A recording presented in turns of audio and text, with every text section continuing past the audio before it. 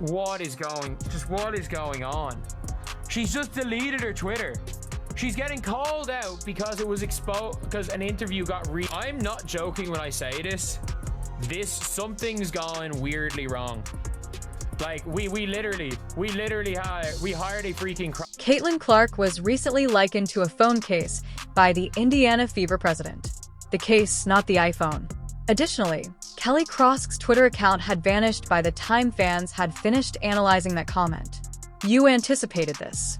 For months, a lot of you have been pointing out the gap between this front staff and the players who represent their entire team. However, this week's events went beyond a tone-deaf news conference. It set up a social media uprising that culminated in a Fever player openly declaring war on her own employers. Every layer of this is being dismantled, and the deeper we go, the worse it gets. Given how this front office is managing the biggest star, if you're shaking your head about women's basketball, click the like button now, because what we're going to reveal goes much deeper than a single deleted account, and you deserve to see the whole picture. Krosk was hawking the long-term identity of the Fever at a public event when the remark was made. She cited the franchise as the brand, the ecosystem as the objective, and Apple as the organizational model. And within that context, Caitlin Clark, the athlete who has broken television records, sold out arenas nationwide, and elevated the WNBA to a legitimate mainstream conversation, was positioned as the phone case rather than the product that customers wait in line for at 2 a.m. The add-on. Those with season tickets who wore Fever gear during years of losing seasons quickly become catastrophic. This did not seem like awkward wordplay to them. It provided insight into the executive suite's true perception of Clark's position as an asset to be utilized rather than a base to be safeguarded and expanded upon. By Friday night, Krosk's account had vanished without any explanation or remark. Just gone, with no justification or acknowledgement. A team president has already proven the suspicions of her detractors when she removes her digital imprint rather than standing by her beliefs. She had no logical plan for walking it back, even though she knew it had landed incorrectly. However, the story is not about the erased account. It is. And I will say it again. Stephanie White, Amber Cox, Kelly Krosk, the Indiana Fever president, they were not ready. Now, Christine Brennan in her book confirmed the WNBA and the Indiana Fever did not realize what they were about to get themselves into with drafting Caitlin Clark, because the popularity they weren't prepared for. What many of you have been stating for weeks was validated by Christine Brennan's reporting. The magnitude of what Caitlin Clark brought to this league was not anticipated by the Fever's executive office, Krosk head coach Stephanie White, or general manager Amber Cox. None of it was incorporated into a roadmap, including the sellout crowds, the television statistics, and the national media coverage. Since its unexpected arrival, the organization has been reconstructing its identity around it, but with waning credibility. The Apple analogies completely reframed in that perspective. The press day for Krosk was going well. She was aiming for a corporate structure that maintains the organization's superiority over the player, because admitting that one rookie completely changed the value proposition of your executives who were there before to her arrival are truly uneasy about the franchise. The mentality behind the press releases was exposed by the analogy. The front office hasn't been able to resolve this. The Indiana Fever brand does not feature Caitlin Clark. She is the reason a brand conversation is necessary at all. These results, packed arenas, widespread media attention, and stuff flying off shelves, did not result from a front office approach. Rather, they followed a single player. It is not a communication issue to pretend differently. The issue is one of credibility. And that issue with credibility simply exploded in the worst manner possible. The league's officiating narrative, meanwhile, has been developing in the background, providing the another place to absorb pressure is the locker room. Clark makes uncalled contact in every game. Opponents and former players have publicly questioned whether the league's biggest attraction is being safeguarded in the manner that any comparable star would anticipate. Someone inside the building chose to fill the void left by the front office's silence on the matter and Krosk's initial brand framing. Sophie Cunningham is that individual.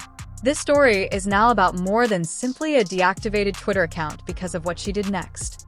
Please share your thoughts about Sophie Cunningham's transfer in the comments section below. Was it allegiance? Was it a tactic? Or did the front desk actually deserve it? We would like to know where this is where you land. Cunningham was speaking impolitely in front of a microphone on her podcast, Show Me Something, as fans were analyzing the phone case remark.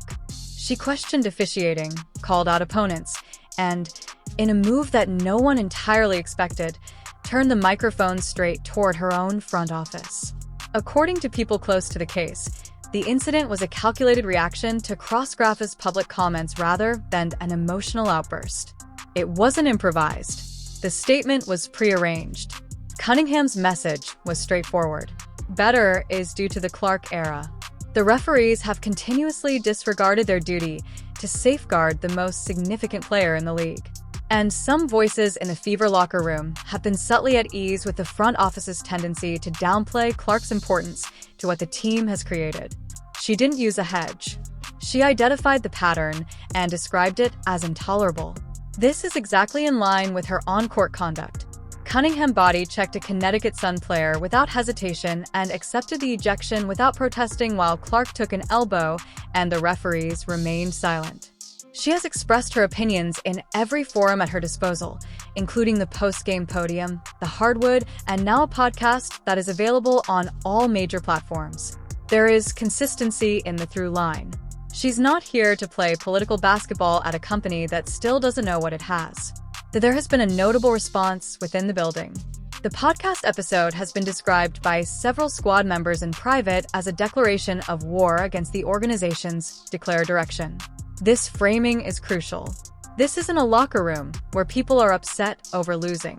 This locker room is split along identity lines. Who truly constructed what they currently have, what the Fever is, and what they owe Clark? There are presently two conflicting realities in the franchise. In the context of a broader institutional brand narrative, Clark, the front office version, is a high-value marketing asset. She is the sole reason for the larger institutional brand in the locker room version. There is any kind of tail. It is impossible for those two realities to coexist forever. And Cunningham simply brought that friction to the league's attention. In a nutshell, think about becoming a member of the channel if this kind of analysis is what keeps you returning. We are able to continue delving into the subjects that the mainstream media ignores because of your support. The analogy that keeps coming up in this discussion is instructive. The NBA imposed structural limitations on Michael Jordan in 1986, which his teammates deemed disrespectful. Because mishandling Jordan came at a cost the organization could not bear, the league ultimately changed its direction. The WNBA now faces a nearly identical calculation, and the number of people willing to say so publicly is growing. Cunningham is the first voice inside the organization itself to state it plainly, not as a hot take, but as an institutional critique backed by a body of evidence that has been accumulating all season. Crossgraph's disappearing act has made the situation materially worse. An apology, even a clumsy one, would have been recoverable. Vanishing without acknowledgement communicates something more damaging, that the concern is managing optics rather than repairing a relationship. Fans notice the difference. They've been noticing it for months. The Fever's front office did not build what currently exists in Indiana. It was created by a single individual, and the company has been sluggish to consider the implications for its operations. They can no longer put off the reckoning. The league is keeping an eye on Sophie Cunningham's public record. Caitlin Clark will continue to appear. She will continue to produce. Her presence causes the floor of this franchise to rise and fall. And as soon as those in charge of it cease pretending as though they understand that they are returning a generational chance to the market, the offs might not be necessary for the next step. Click the notification bell and subscribe immediately. Every signal that originates in Indiana is being tracked. Furthermore, this tale is far from over. The following chapter might.